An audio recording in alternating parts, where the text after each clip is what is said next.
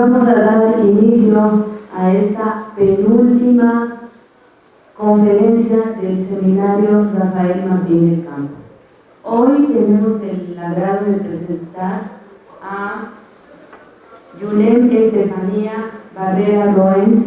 Ella es médico veterinario zootecnista con una especialidad en etología clínica y se ha desempeñado en diversas instituciones, las cuales voy a mencionar.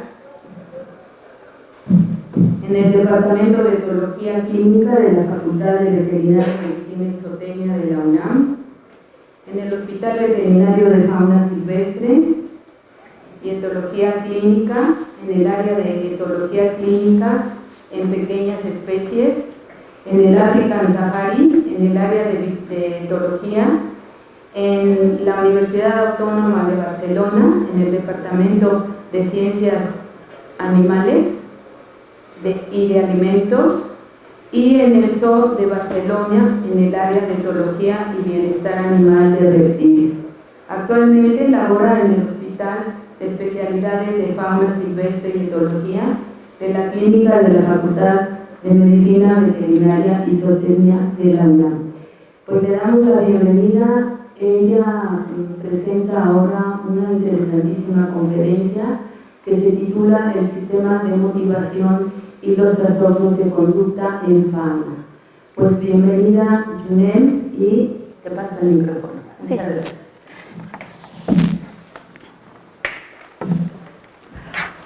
Hola, buenas tardes, muchas gracias por estar aquí. Como ya les mencionaron, mi nombre es Yunem Estefanía Barrera, soy médico veterinario zootecnista, egresado de la Facultad de Medicina Veterinaria y Zootecnia de aquí de la UNAM. Estoy en proceso de titulación de la especialidad, espero el próximo mes tener ya mi título de especialista, y les voy a hablar un poco sobre los sistemas motivacionales y los trastornos de conducta en animales en general. Como una breve introducción, la etología en general es la ciencia que estudia el comportamiento animal, y esta ciencia tiene varias ramas, al igual que muchas de las otras ciencias.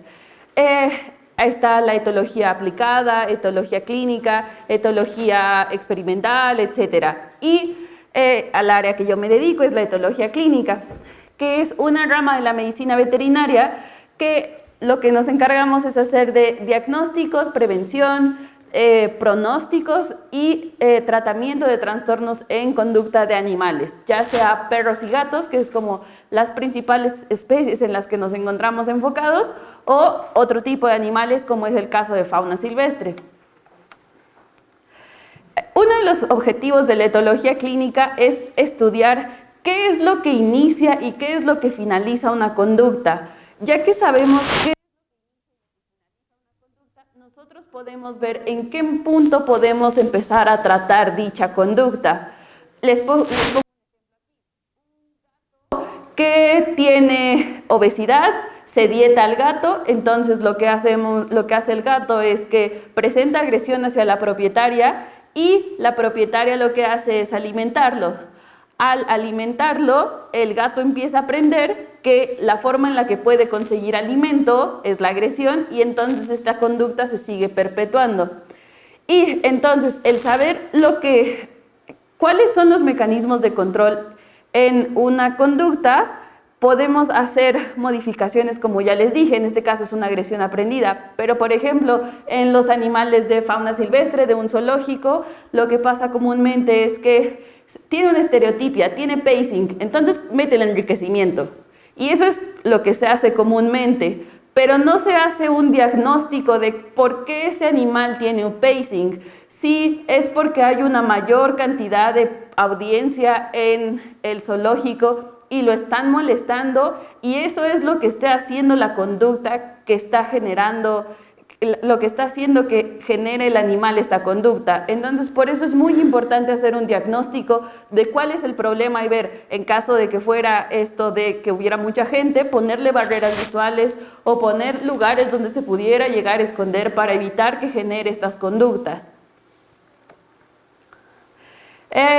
No sé si conocen a Tinbergen. Tinbergen es uno de los fundadores de la etología clínica y fue de las primeras personas que empezaron a estudiar el comportamiento animal. Y él estudiaba todos los comportamientos, empezó a estudiar comportamientos no patológicos con 4 preguntas. ¿Qué es lo que provoca una conducta? ¿Cómo se ha llevado a cabo a lo largo de la vida del individuo? ¿Cuál es la función? Y cómo ha evolucionado a lo largo de la especie, de la vida de la especie. Como primer punto tenemos lo que es la causa. Esto es lo que veníamos diciendo anteriormente, que son todos los mecanismos de control. ¿Y cuáles son las motivaciones de la conducta? ¿Cuáles son los factores internos que hacen que inicie y finalice una conducta? Y como es este árbol que está aquí, el saber la causa son las raíces de los problemas y estos pueden generar efectos, ya sea en la vida del paciente, en la vida de los propietarios, en la vida de, no sé, los cuidadores del zoológico, que pueden empezar a ramificarse más. Entonces, por eso es importante conocer las causas, por ahí podemos empezar a abordar el problema. Y la motivación son todas las fuerzas que actúan sobre un organismo que a través de ver cosas del ambiente generan una conducta. Y, por ejemplo, hay estados motivacionales, a esto nos referimos con que es un proceso que todo el tiempo está cambiando y les puse igual aquí un ejemplo. En la conducta de beber, la causa es la presencia de agua. Y la motivación es la sed, digamos, porque el animal se deshidrató, etc. La causa y la motivación siempre van como juntas, pero no son lo mismo. Por ejemplo, si tuviéramos presencia de agua, pero este animal no tiene esta deshidratación que le provoca sed, aunque esté el agua ahí, no va a tener esta conducta de beber. Y, en cambio, si tiene esta motivación de tener sed, pero no hay presencia de agua, tampoco puede llevar a cabo la conducta de beber. Hay 2 enfoques para esta parte de la motivación. Una es la parte fisiológica, que nos explica el estímulo y el sistema nervioso central y cómo se va a llevar a cabo a través de los órganos efectores. Y el otro es el enfoque etológico, que es básicamente una caja negra. Es lo que nosotros creemos que pasa, pero aquí son puras especulaciones, porque al final nosotros no sabemos si de verdad está sintiendo esto. Nosotros creemos que está sintiendo esto a través de los comportamientos que está generando, pero en realidad no sabemos si en verdad está pasando esto. Por ejemplo, tenemos un perro que tiene agresión a otros perros por miedo. En la parte fisiológica lo que podemos ver es que los órganos de los sentidos captan el estímulo. Este estímulo es la presencia del otro perro. Puede ser a través de verlo, olerlo, y a través del sistema nervioso central, a través del sistema límbico, se empieza a hacer todo esto de que pasa al hipotálamo. El hipotálamo dice, ok, sí tienes que estar alerta. Esto pasa a la amígdala, que es como, digamos, como el centro de la alerta y de la agresión, y en ese momento lo que genera es agresión. ¿Cómo genera agresión? A través de los órganos efectores, ya sea ladrando, gruñendo, fijando la mirada, mostrando piloerección. Todo esto es lo que va a pasar a nivel fisiológico. Y a nivel etológico, nosotros podemos especular que este animal tiene miedo a través de ver sus posturas corporales, pero en realidad no podemos saber a ciencia cierta si este animal tiene miedo. Y para estudiar la motivación tenemos que tener en cuenta cómo va cambiando a través de la vida del individuo. Por ejemplo, igual en este mismo ejemplo de la agresión, que tenía miedo, es el ABC. En inglés es B por behavior, pero básicamente es lo mismo.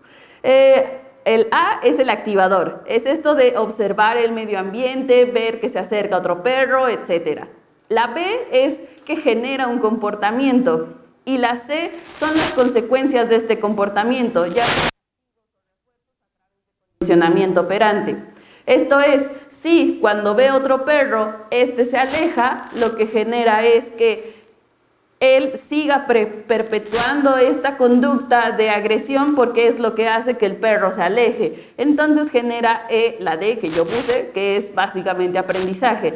Al saber que todo esto va a funcionar, se va a volver a repetir. Y esto de la agresión se puede ir perfeccionando también, porque si en determinado caso no le funcionó esto, lo que va a hacer es omitir estas señales previas a la agresión y únicamente agredir. Les voy a poner un caso clínico, esto sí pasó en realidad. ¿Cómo vamos a relacionar las preguntas de Tinbergen en la vida real? Este es un paciente que tuvimos en el hospital, se llama Dientes, es un Bull Terrier macho de 1 año entero que fue a consulta hace ya 3 años. Y que el motivo de la consulta es que había presentado signos de agresión en 3 ocasiones.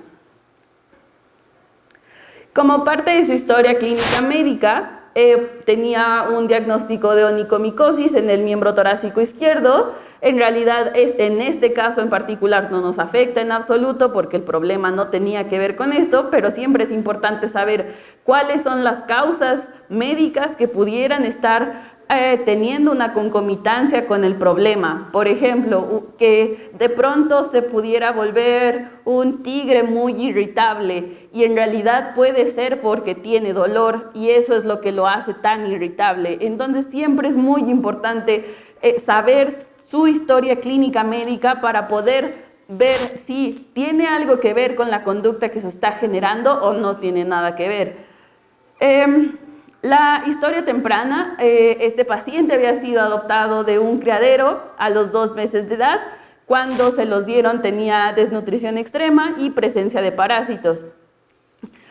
Algo importante es que había salido a la calle por primera vez a los 4 meses de edad y había sido nervioso y desconfiado. De los tipos de agresión que había presentado, el principal era que había sido a la sobrina del propietario que se había acercado a su plato de alimento. En este evento, lo que la niña había reportado, porque en realidad ningún adulto lo vio, es que Dientes gruñó y cargó es que se aventó, hacia la sobrina cuando pasó cerca del plato de alimento. Los propietarios lo que habían hecho era someterlo y castigarlo, y pues como les dije, solo la sobrina pudo ver el lenguaje corporal del paciente. También presentó otro tipo de agresión al propietario, pero este fue cuando le pisó la cola, entonces ese estaba totalmente contextualizado, entonces ese no lo vamos a hablar ahorita. Y el tercer evento de agresión que había tenido era cuando el hermano del propietario lo golpeaba mientras comía, también tiene que ver como con esta parte de la alimentación. Y nos vamos a enfocar a que gruñó y cargó hacia una niña cuando ésta se acercó al plato de alimento. En la parte de la causa, la agresión es una conducta natural de todos los individuos, porque todos somos agresivos hasta cierto punto. Si de pronto alguien nos colma la paciencia, le decimos ya basta y entonces mostramos agresividad hacia otros individuos. Lo que pasa en el caso de los perros es que hay agresión afectiva y no afectiva. La no afectiva es la agresión depredadora, la cual es totalmente instintiva, en la cual ellos lo que hacen es cazar hacia una presa, y esto pueden ser perros pequeños, gatos, ardillas, conejos, cosas pequeñas que puedan llegar a cazar. Y en el caso de la afectiva tiene que ver con emociones, y normalmente la emoción primordial que se está causando en estos organismos es miedo. Y esto es a través de una estimulación al sistema nervioso simpático, y lo que vemos aquí es una estimulación en el sistema límbico, como les había dicho hace rato. Lo que pasa es que se estimula el hipotálamo toma esta parte de señal y la manda a dos.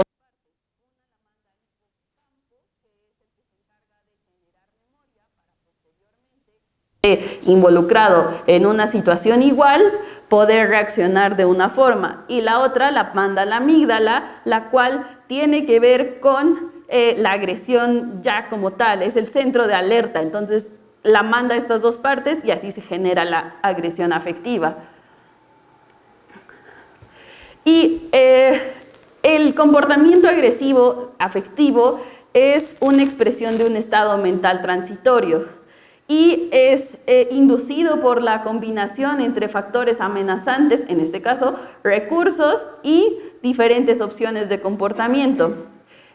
Por ejemplo, en este caso, si hay muchos factores amenazantes como es el contacto físico, la presencia de niños o en su caso cuando tuvo dolor, y hay muchos recursos en juego en estas interacciones, pero pocas opciones de comportamiento porque ya lo habían sometido y lo habían castigado, la respuesta agresiva que puede presentar es mucho mayor, porque no tiene la capacidad de presentar otros comportamientos, como es el caso de huir o congelarse, porque ya vio que no le sirvieron de nada, y entonces la única forma en la que puede defenderse de estos individuos que están alterándolo es la agresión.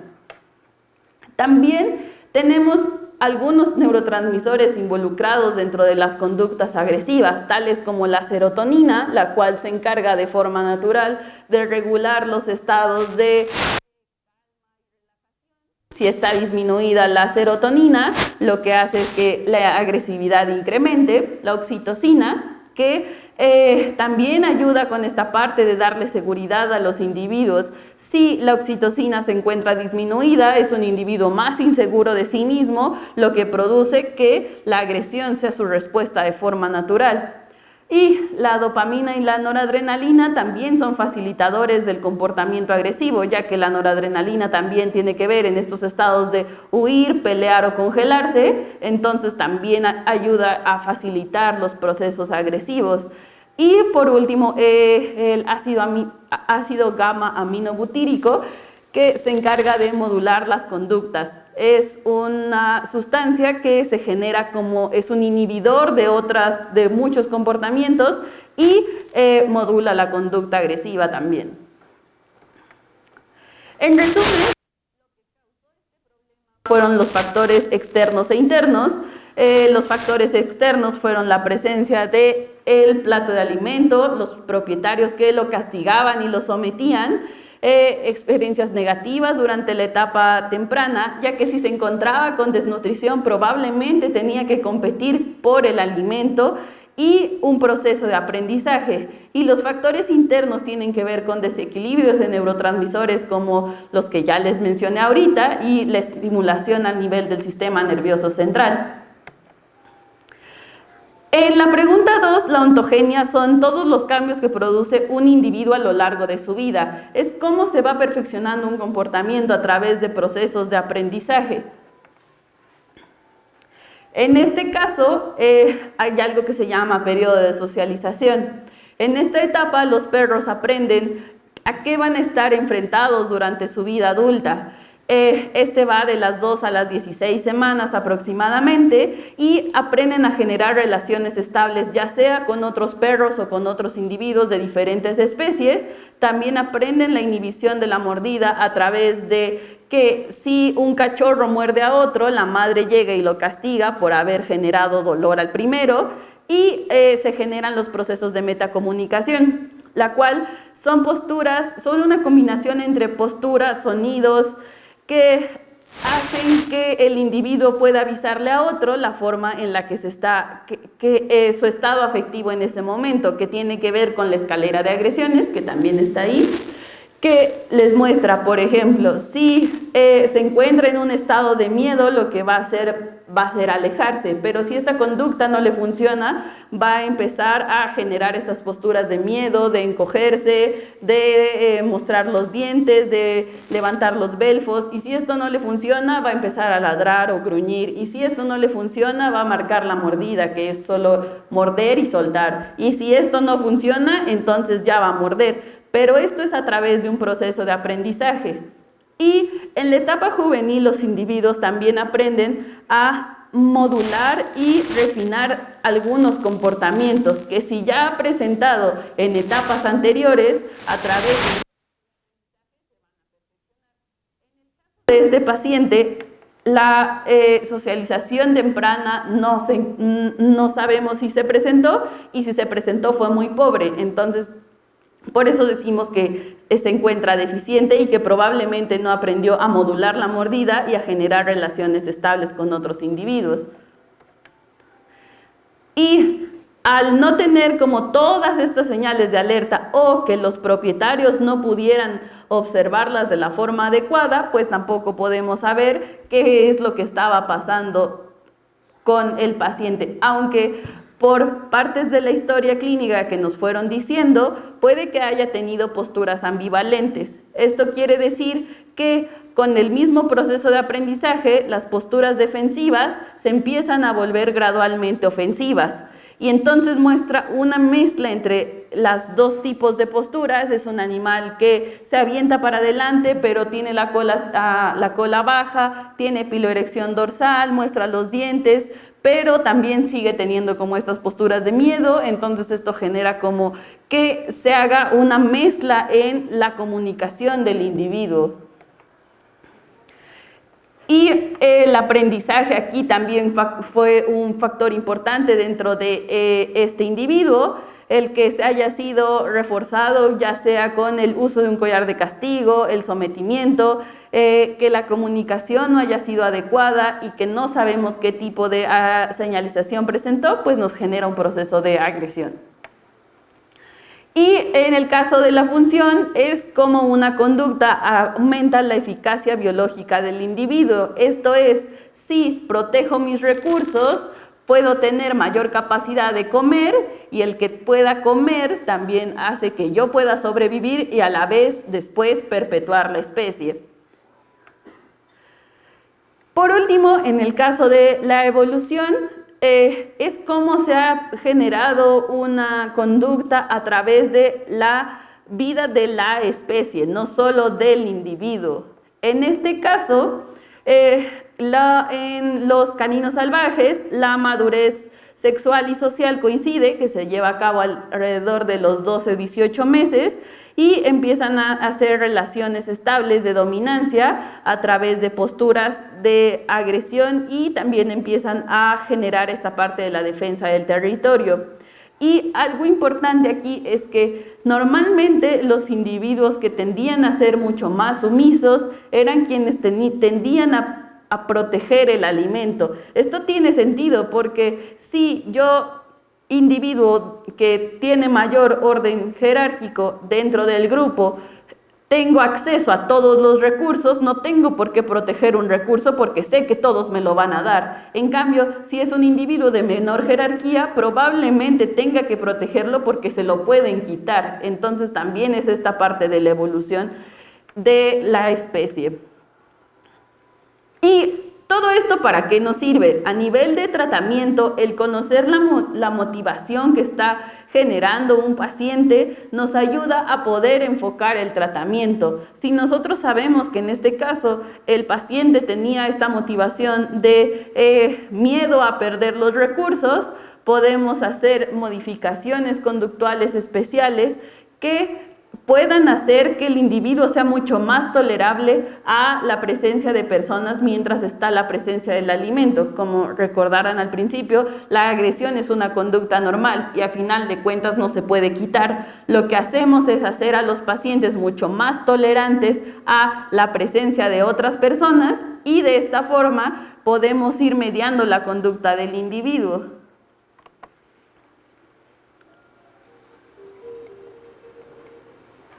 Habituación a la retirada del plato de comida. Ok, lo que están viendo ahí es la habituación a retirar el plato de alimento. Este es un tipo de modificación conductual que se hace cuando ya tenemos un proceso de aprendizaje en el individuo, cuando ya está listo para empezar a hacer modificaciones conductuales. En este caso, lo que usaban era un señuelo y lo que hacían era poner 2 platos de alimento diferentes a los que ya estaba acostumbrado el paciente. Deben tenerse en cuenta varios aspectos. Lo que se hace aquí es en un lugar que no sea donde el paciente normalmente come, se ponía el plato de alimento. El alimento que estaba dentro del plato era de menor valor que el premio alimenticio que traía la persona que estaba haciendo la modificación de conducta.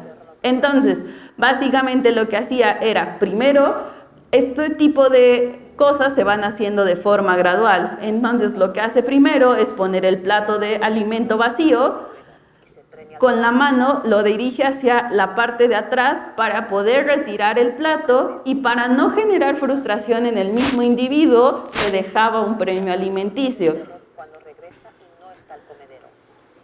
Una vez coge el premio, se coloca de nuevo el comedero en su sitio. En el momento en el que tomaba el premio, se volvía a dar el plato de alimento con este alimento que era de menor valor.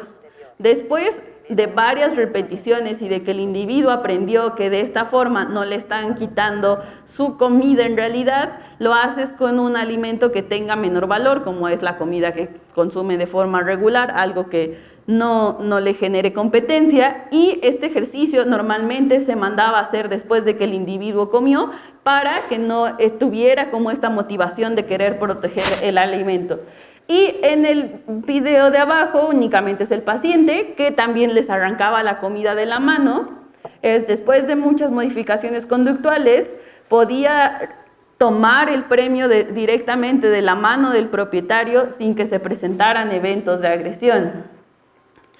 Y pues como conclusión, tenemos que integrar todos los elementos que se generan dentro de una patología a través de un expediente clínico con una historia clínica completa y hacer observaciones. Si no se pueden hacer observaciones dentro de tu consultorio o en el lugar donde estás haciendo la consulta, porque por ejemplo puede tener ansiedad por separación y el hecho de que tú estés ahí puede ser como algo que intervenga con la conducta, puedes hacerlo a través de videos del paciente. También en el caso de animales de fauna silvestre puedes poner cámaras dentro de las casas de noche, porque cuando nosotros estamos haciendo observaciones y tomando los etogramas, el hecho de que nosotros estemos presentes dentro de la casa de noche puede alterar las actividades que está haciendo el ejemplar. Para poder tener un diagnóstico y un pronóstico, esto es que saber si este paciente es tratable, se puede reubicar o en su caso se tiene que eutanasiar. Esto tiene que ver con muchos factores, como puede ser que sea un animal de una talla muy grande, que sea muy difícil de controlar, que ya no muestre ninguna señalización, que las personas que viven con él sean personas de la tercera edad, que haya presencia de niños. Hay muchos factores que pudieran hacer que este individuo no sea rehabilitable. Y si es rehabilitable, podemos trazar un plan terapéutico que se basa en la educación a los propietarios o los cuidadores y decirles cómo se tienen que comunicar con el animal en cuestión y hacer modificaciones conductuales enfocadas a justo el problema que tiene ese individuo. No se trata de tener como una receta donde todos se van a tratar de la misma forma, porque cada uno es individual. Y entonces tenemos que ir personalizando su tratamiento con base en lo que vemos en el individuo y lo que está pasando y las herramientas que pudiéramos llegar a tener. O en su caso, dar un tratamiento farmacológico cuando no es suficiente la educación al propietario y no podemos hacer modificaciones conductuales de forma rápida. Por ejemplo, individuos que tienen agresión y ya no presentan esta señalización, se puede mandar un fármaco que hace que los niveles de serotonina suban y ya se puede hacer una modificación conductual de forma adecuada. En el caso de este paciente, la agresión hacia miembros de la familia tenía que ver con un déficit de socialización temprana, el que hayan castigado constantemente y que lo hayan sometido y el que lo hayan golpeado mientras comía. El contexto pues, es la presencia del plato de alimento y las posturas corporales, como les mencioné, pueden ser ambivalentes, que podía presentar las dos o inclusive no podía señalizar. Esta es mi bibliografía y los invitamos, bueno, el Departamento de Fauna Silvestre y Etología Clínica, los invitamos a las quintas jornadas de Etología Clínica. Vamos a hablar sobre psicofármacos, son el 29 y 30 de octubre y son en memoria del doctor Moisés Heiblum, que fue un maestro de muchos y pionero en la etología clínica dentro de nuestro país. Entonces, pues los invitamos y muchas gracias.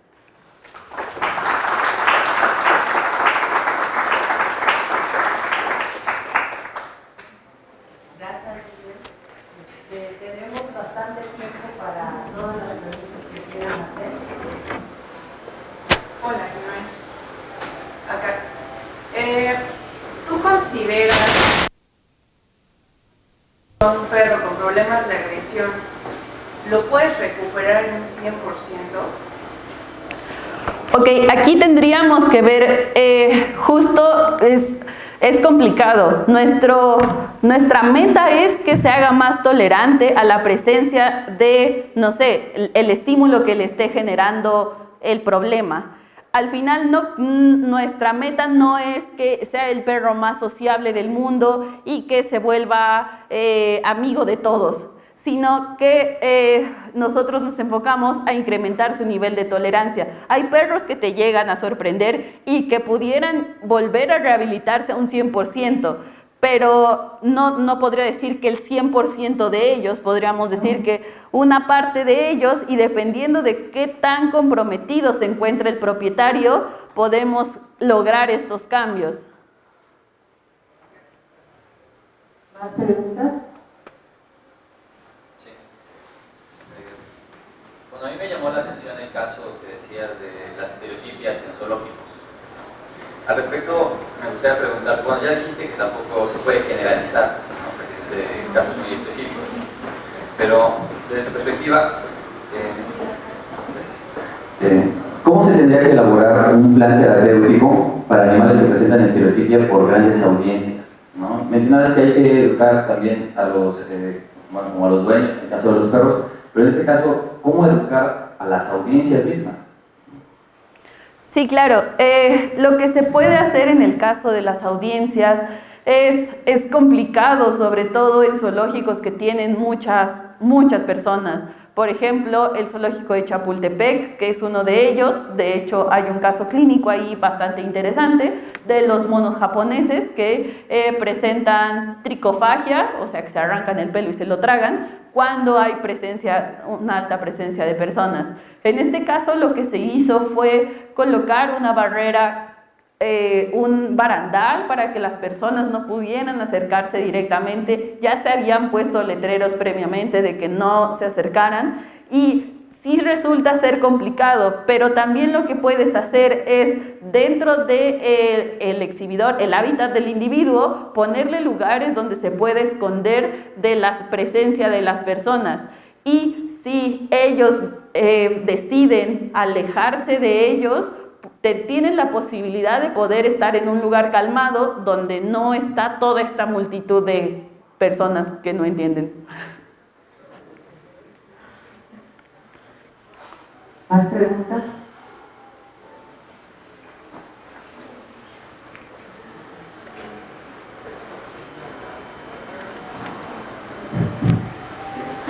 Yo tengo una pregunta también con respecto a los perros de guardia y protección, por ejemplo, perros policías, todo así. Ves que llega un momento en que los jubilan justamente esos animales, y luego, por ejemplo, el destino de estos en ocasiones no siempre es como que, bueno, uno desearía que, bueno, que fueran rehabilitados, y a lo mejor después alguna familia que tuviera un espacio los pudieran como adoptar, ¿no? Nada más que luego hemos tenido noticias que de repente hay ciertas agencias que lo que más se les hace es liberarlos, ¿no? Y creando un problema incluso mayor, ¿no? Así tú, entonces, de tu opinión como especialista, ¿tú cómo ves esa situación realmente? ¿Qué tanto podría, no sé, qué tanto tiempo tardaría, digamos, un perro de guardia y protección para poderse rehabilitar y tratar de sacarse una familia? Sí, en el caso de los perros de guardia y protección es bastante complicado, ya que lo que hacen para generar esta conducta agresiva es amenazarlos hasta un punto en el cual ellos ya no tienen la opción de congelarse o huir, sino que los encasillan y la única respuesta que pueden llegar a tener es la agresión. Y esto se les enseña desde ser muy jóvenes. Entonces, en este caso creo que sería bastante complicado, dependiendo de cuántos años sirvió y de cuánto castigo haya habido durante la vida del paciente, ¿qué tan rehabilitable puede llegar a ser? Porque si es un perro, no sé, digamos de una tienda departamental que en realidad solo estaba ahí como para asustar a las personas, pudiera no tener como tantas experiencias traumáticas que se generaran en su interior. Pero si es un perro de guardia y protección de la policía, que sí fue agresivo con varias personas y presentó este proceso de aprendizaje mayor, sería mucho más complicado ver qué tan peligroso es. Esta parte de hacer un pronóstico es hacer un análisis de riesgo, como decía, y ver si en realidad el perro sigue señalizando o ya es agresivo con todos, o ver si las personas que lo van a adoptar en su caso van a ser lo suficientemente responsables como para poder llevar a cabo un tratamiento y en su caso medicar al paciente. Como también los retiran ya de una edad bastante adulta, el uso de psicofármacos que también se hacen en el tratamiento tiene que ser con cuidado porque se pueden generar problemas hepáticos o renales. Entonces es complicado llegar a ver hasta qué punto podría ser tratable y rehabilitable, o la mejor solución sería eutanasiarlo. ¿Ves? Existen comportamientos, no sé, algunos animales rescatados, por ejemplo, que ya no se puedan como quitar de cierta manera. Sí, aquí en animales de rescate sí se pueden volver a... Igual, depende como esta parte de qué tan intensa es la conducta, cuánto tiempo lleve generándola y así. Normalmente en animales que fueron rescatados la motivación principal es el miedo. Y en estos casos normalmente sí pueden ser rehabilitables. En el caso de que, por ejemplo, presente agresión depredadora, que es la que no es afectiva, esa es muy difícil de tratar, porque como no tiene que ver con emociones directamente, sino que tiene que ver con algo innato del individuo, esa sí no la podemos moldear o cambiar a través de modificación conductual. Esos son el tipo de conductas que es muy difícil de tratar. Ahí lo que hacemos es cambiar solamente como de sentido o redirigir la agresión que va a presentar hacia gatos, aves, lo que sea, hacia algo que a nosotros sí podemos controlar, por ejemplo, una pelota, un peluche o algo que le podamos dar para que eso sea lo que case en vez. Pero normalmente cuando tienen que ver con miedo, que es esta parte de los animales de refugio, sí pueden llegar a ser rehabilitables. ¿Alguien más? Bueno, yo, un poquito a lo que estaba platicando la chica.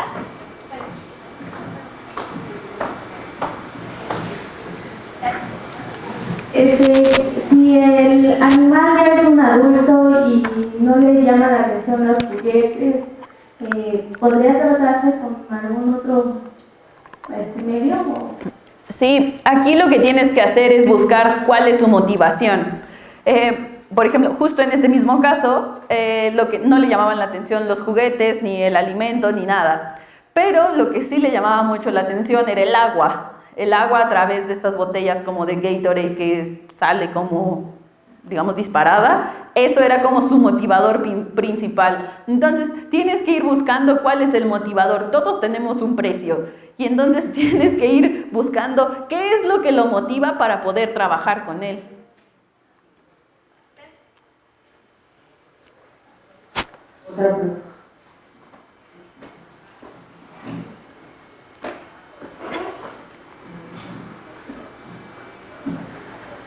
Por ejemplo, ¿cómo puedes trabajar un caso que no tengas el historial clínico previo y te llegue el animal con una conducta extraña? Por ejemplo, que no la mano, se comunique solo con las patas, una cosa así. Realmente, ¿cómo puedes trabajar un animal si no conoces su historial clínico previo? Y pues te presenta una conducta así extraña, una agresividad o algo. ¿Cómo puedes deducir o trabajar esa conducta que está presentando extraña? Sí, esto se puede ver a través de sus posturas corporales también. y presentarle situaciones más o menos parecidas a las que presenta, por ejemplo, el problema de agresión. Y tendrías, por ejemplo, esto sí pasa normalmente en etología clínica, que son animales rescatados de los cuales no tienes ni idea de qué fue lo que les pasó antes. Pero al poder observar justo en el momento en el que tú le presentas una situación parecida, si presenta posturas ambivalentes o los contextos en los cuales presenta los tipos de agresión, podemos identificar hasta cierto punto cuál es su motivación. Y una vez identificada la motivación ya podemos trabajar con él. Es más complicado y tienes que ser mucho más, tener mucho mejor ojo para ver cómo coloca las orejas, la cola, el cuerpo, y inclusive puedes tomar videos del paciente para que si lo tienes que repetir 200 veces y ver cómo es que está poniendo el cuerpo, poder empezar a identificar cuáles son las motivaciones dentro de el paciente.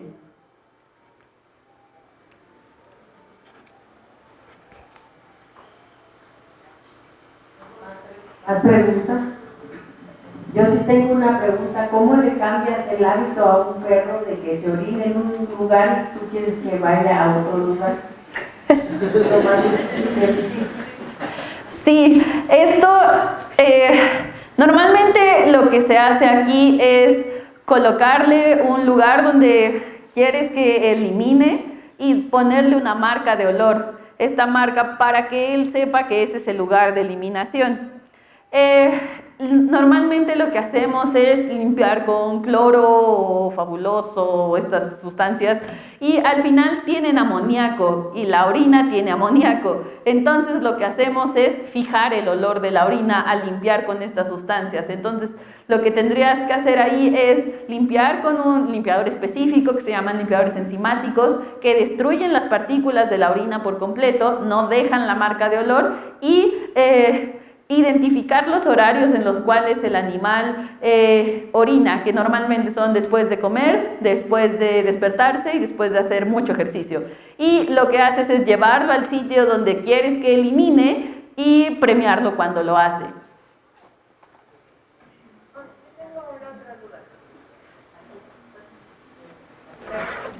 Cuando un animal, ya sea doméstico o silvestre, presenta algún comportamiento ajeno a él, ¿es recomendable que vaya un especialista siempre?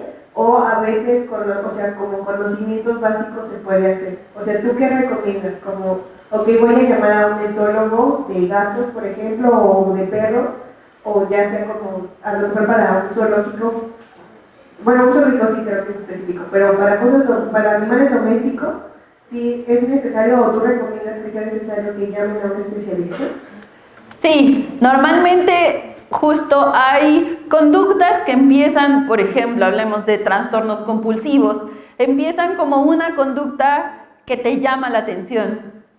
Por ejemplo, que empiece a dar vueltas sobre su eje. Y lo que tú haces es interrumpirlo porque pues no quieres que lo haga, y entonces a la hora en la que tú lo interrumpes con estos conocimientos básicos, lo que generas es un refuerzo, y entonces esta conducta se empieza a reforzar y en determinado punto esta conducta se emancipa. Esto quiere decir que ya no tiene un detonador, y si tú lo identificas desde el principio, puedes hacer un tratamiento específico antes de que se emancipe la conducta, porque una vez emancipada la conducta y que ya, por ejemplo, el ejemplar no realice actividades que realizaría en la vida normal, como comer, jugar u otras cosas, y prefiere estarse persiguiendo la cola, es mucho más complicado llevar a cabo un tratamiento. Entonces, aunque sean dudas que a veces para nosotros parezcan absurdas, lo que podemos hacer es siempre llamar a un especialista. No hay especialistas como etólogo de gatos o etólogo de perros, apenas nuestra especialidad está llegando a etología general,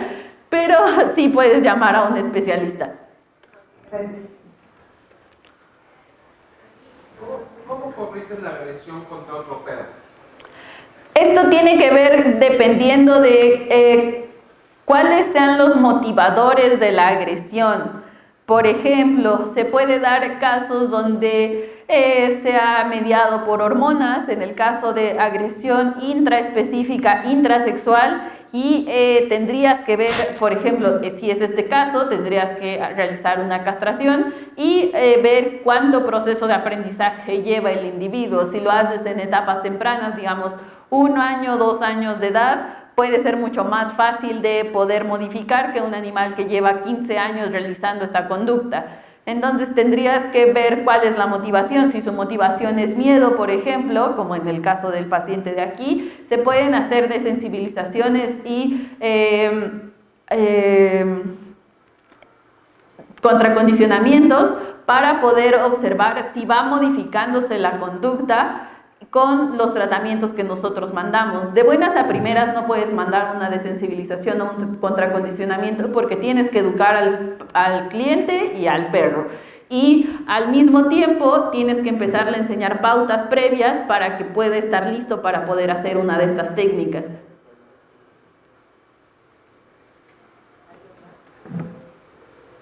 ¿Alguien más?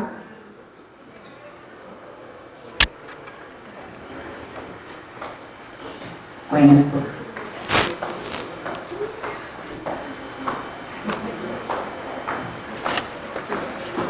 le agradecemos a Manuel sus respuestas a las preguntas. Manuel, te entregamos tu constancia. Muchas gracias. Gracias por haber venido.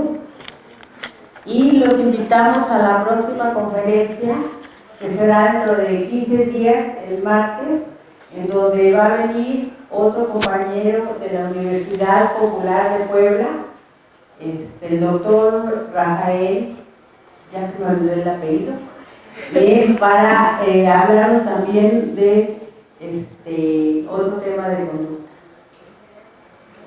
Y va a ser, con esa conferencia cerramos el ciclo del seminario de este año, y las constancias se las vamos a mandar por correo electrónico, van a ser digitales, y en cuanto, a partir ya dentro de 15 días ya están las constancias, van a ser digitales. Si alguien las necesita impresas, nos pueden, por favor, mandar un correo que la necesite impresa. Otra cuestión, ahí anda la lista. Si alguien necesita constancias así antes de que se termine el seminario, o necesite constancias y no cubra el 80%, también háganoslo saber para nosotros mandar esas constancias.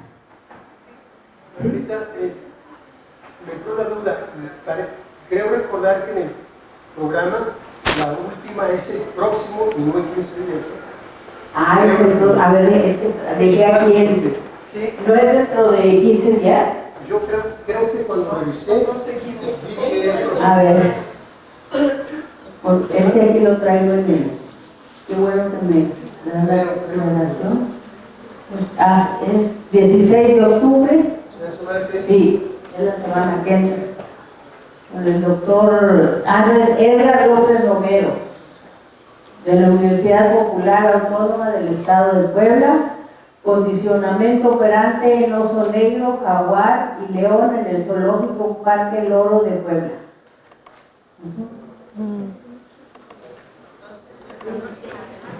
Entonces sí, es la próxima semana. Bueno, pues otra vez muchas gracias. De nada. ¿Cómo se apaga esto?